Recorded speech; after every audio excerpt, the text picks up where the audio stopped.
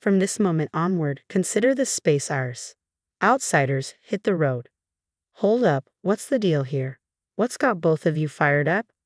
Right after my mother's funeral, my mother-in-law and sister-in-law launched into a relentless tirade against me. My husband tried to intervene, but they kept on going. You're being deceived. Maybe someone's got you under a spell, they jeered. Yep, it's all because your mom coddled you. She's the one who molded you into this. It's all on her. When they started disrespecting my late mother, I snapped. I can handle them trash-talking me, but I won't stand for it when it comes to my mom. I'm Kathy, 35 years young. My husband David, just a tad older, and I crossed paths at work and tied the knot 5 years back. We used to share our space with my mom, creating quite the dynamic household. Looking back, these past 5 years have been a whirlwind. It all started at my dad's real estate firm half a decade ago. With a knack for understanding the ebb and flow of both people and money, I pursued economics in college and applied that know-how to my career. Yet, amidst my strides, there were whispers. Some attributed my success solely to my parentage, dubbing me the boss's daughter instead of acknowledging me by name. And then there was David, the golden boy of sales in the same company, drawing attention from all corners, leaving me on the receiving end of more than a few icy glares.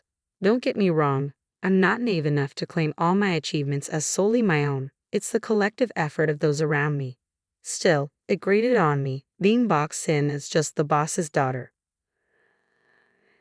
These trying times, my father passed away. With my brother stepping into the shoes as president, the disdainful glances directed at me only grew sharper. Must have botched something up if your brother's taking the reins now. Guess we'll just call you the president's sister, huh? Normally, I might have brushed it off, but in the wake of my father's funeral, those words cut deep. Mentally exhausted, I found myself grappling with a singular question. What do I truly desire? Even as I tried to soldier on, I felt a void, a lack of inspiration. And then, almost impulsively, I uttered those fateful words to my husband David. I want to be an investor. Instead of dismissing my seemingly outrageous aspiration, he stood by me, offering his unwavering support. When I confessed to my mom my desire to quit my job and delve into investing, her response stung. You should have pursued what you love from the start, without fretting over your father. Despite the rawness of my father's passing, her words felt like a wake-up call.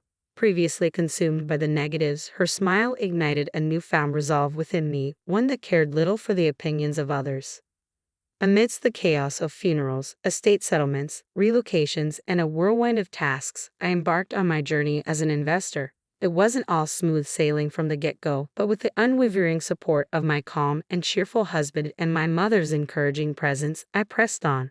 With a combination of my savings and my father's inheritance, my investments began to bear fruit. Over the years, my income soared far beyond what I earned at my previous job, leading to a deeply fulfilling life.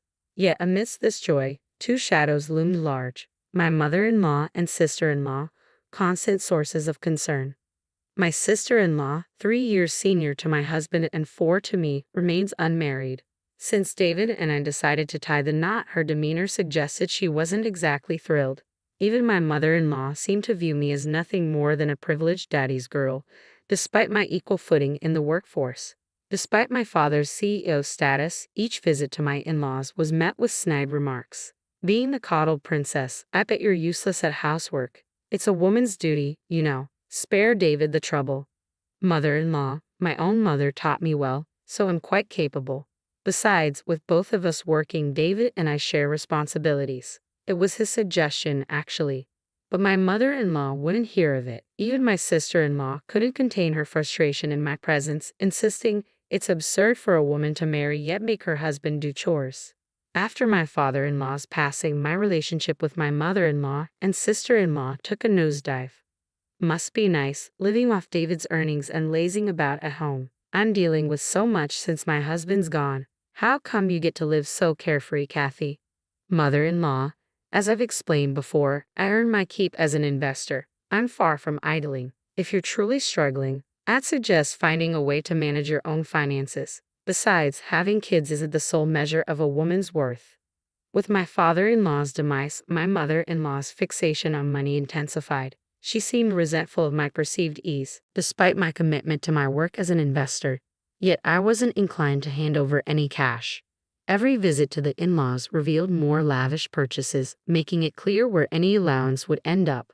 I loved David, a man of unwavering trust, and I chose to shield him from the truth about his family. There came a moment when I found solace in confiding in my own mother. Why can't I conceive? The weight of uncertainty as I approached 35, coupled with incessant inquiries from my mother-in-law about when will you start a family, became overwhelming. Her hurtful words labeling me as useless echoed in my mind, and I couldn't contain my frustration. So I poured out my heart to my mother, seeking understanding. Well, I had you when I was 35, so there's no need to worry. Timing is in God's hands, dear. He'll guide us when the time is right. Her comforting words lifted a burden from my soul. From then on, even amidst my mother-in-law's persistent mentions of children, I found reassurance. Children, after all, are a precious blessing. After enduring 5 tumultuous years, a sense of calm finally settled in. Then, unexpectedly, my world was rocked once more by the sudden passing of my mother. Struck by a subarachnoid hemorrhage, she, my guiding light, slipped away, leaving me engulfed in sorrow. David, my steadfast companion through years of shared life, seemed equally shaken. Despite his kindness and support, the funeral arrived before we could fully grasp the void left by my mother's absence. As mourners gathered to bid farewell to my mother, a former executive at the company my brother now led, among them stood my mother-in-law and sister-in-law. It appeared they had chosen a moment when David was absent. "No need for you to be here, Dolan," my mother-in-law remarked curtly, offering no condolences. They proceeded to sign the register, leaving me stunned by their callousness. Yet upon David's return, their demeanor shifted instantly. "You might be struggling, but Kathy's shock is likely even greater. You need to be there for her," they'd insist, seemingly mindful of my emotions. Later, as exhaustion from the whirlwind of recent days weighed heavily on me, the doorbell pierced the quiet of our home. My husband, ever considerate, answered it, assuming my mother-in-law and sister-in-law had come to offer support. Without a moment's hesitation, he ushered them inside. As they entered the living room, their glances towards me twisted into unpleasant smirks. And then came words I never expected. "From today onwards, this is our domain. Outsiders need to leave, Mom," David exclaimed, his surprise evident. My mother-in-law's words poured forth unabated. "Until now, we've tolerated your presence because your mom was here, but now, only jobless Kathy remains. If you let yourself be leached by such a woman, you'll ruin yourself. We'll move in with you, so you need to divorce Kathy." "Mom, what are you saying? Especially now. And what do you mean by jobless?" "I've explained countless times that Kathy is an investor. When you say investor, it sounds like she has a real job, but let's be honest, isn't she just dabbling in stocks? How can such a woman be a wife? You could do so much better." "Wait a second, what's all this about bad-mouthing Kathy? What exactly are you two insinuating?" "Kathy earns her own keep. Don't belittle her efforts. You're the ones being misled. You've been under Kathy's mom's influence all this time. Haven't you been brainwashed?" "That's right. Kathy's turned out this way because her mom spoiled her. I can see why David defends her. It's her mom's fault for raising her like this." As my sister-in-law and mother-in-law continued their disparagement of my mom, my simmering anger finally boiled over. I could endure their insults directed at me, but I refused to tolerate any disrespect towards my mom. "Stop tarnishing the memory of my late mother," I seethed, glaring at them. Yet they both grinned smugly, showing no hint of remorse. Fine, we get it. You don't want us talking about your mom, huh? Now that the mom who always sided with you and allowed you to be a recluse is gone, it must be tough to face the truth." My fists clenched, trembling with suppressed rage. Taking a deep breath to rein in my emotions, I prepared to fire back, but before I could speak, it was David who stepped in.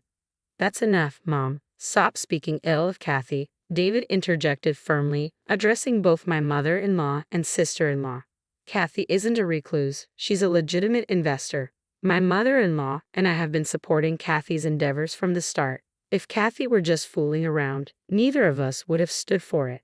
Even my mother-in-law, sister-in-law, and I couldn't conceal our surprise at David's uncharacteristically stern tone. My mother-in-law seemed taken aback, scrambling to offer excuses. "Don't be so upset. Nevertheless, Kathy's lifestyle thus far has been sustained by your income, hasn't it? You've provided her with a privileged life, even buying her this lavish condo." Poor David. If you move in with us, we'll take care of all the household chores. Just give us a small allowance. That's all we need. Isn't that right, Mom? My mother-in-law's words were cut short by David's flustered voice. This apartment belongs to Kathy. What? My mother-in-law's incredulous cry filled the room, her surprise impossible to conceal. She scrutinized David with wide eyes, as if seeking confirmation. This apartment belongs to Kathy. When did this happen? I never agreed to that. This apartment was part of my father-in-law's legacy, and Kathy inherited it. That's why the title is in her name. Besides, we split the living expenses evenly. I don't understand what you're insinuating, but Kathy earns more than I do. Both my mother-in-law and sister-in-law were taken aback by David's revelation. It was understandable. They couldn't have fathomed that I earned more than him. My mother-in-law's energy waned at David's words, leaving her looking like a deflated balloon. Taking the reins from her, my sister-in-law spoke up. That's impossible. Do investors really make that much? Just by trading stocks as an individual? I can't speak for other investors, but perhaps Kathy has a knack for it. Regardless, the facts remain. How dare you undermine my beloved wife? This is our home. Stop kidding around, both of you. Leave now. Upon hearing David's words, my sister-in-law spiraled into panic. What? Hold on. We came here expecting to move in today. What? Now it was my turn, along with my husband, to exclaim in surprise. You sold our house. Why the sudden decision? You could have at least discussed it with me. We thought we could stay here.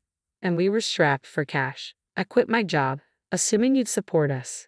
If you don't let us stay, we'll be in serious trouble. Mom, please say something.